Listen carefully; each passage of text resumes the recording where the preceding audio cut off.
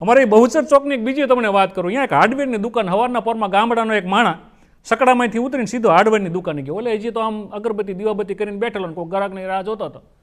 હાર્ડવેરની દુકાને બાપા ગયા જઈને કે 1 કિલો ગાયનું ચોખ્ખું ઘી આપો. ઓલો હાર્ડવેરની દુકાનવાળો કે બાપા હાર્ડવેરની દુકાન છે, અહીં મિજાગરા મળે, નટ મળે, ખીલી મળે, ખીલા મળે, ફેવિકોલ મળે, પાઇપ મળે, આવું બધું અહીં મળે, અહીંયા ગાયનું ઘી ન મળે. નથી રાખતા એમને કે એમ કહીને બાપા વહી છે. બોલો કે આવા નવા હવાના પોરમાં આવે. બીજા દીધું ને વરી બાપા એ જ સકડામાંથી ઉતરીને વરી એ જ દુકાને ગયા. ઓલા હજી અગરબત્તી કરીને શેઠ બેઠેલા હતા કે બોલો બાપા શું જોઈશે? એ કે 1 કિલો ગાયનું ચોખ્ખું ઘી આપો.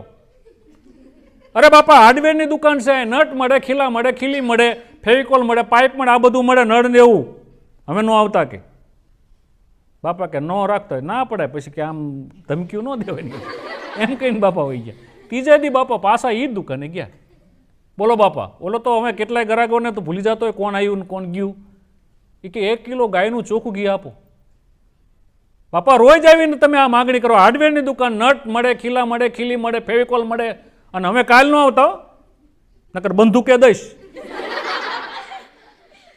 દાદા કે કઈ વાંધો નહીં એમ કઈ નીકળી ગયા. પણ કવાદી માણસો હોય ને ગમ્યા જાય. એ પાછા એ જ દુકાને ગયા. શું કીધું? હવે સાંભળજો. દુકાનવાળા કે બોલો બાપા શું જોઈશે? એ કે બંદૂક રાખો છો? એ કે અમારી હાથ પેટીમાં કોઈ બંદૂક નથી રાખતા, અને મેં તો હાર્ડવેરની આ દુકાન છે કે તો 1 કિલો ગાયનું ચોખ્ખું ઘી આપો.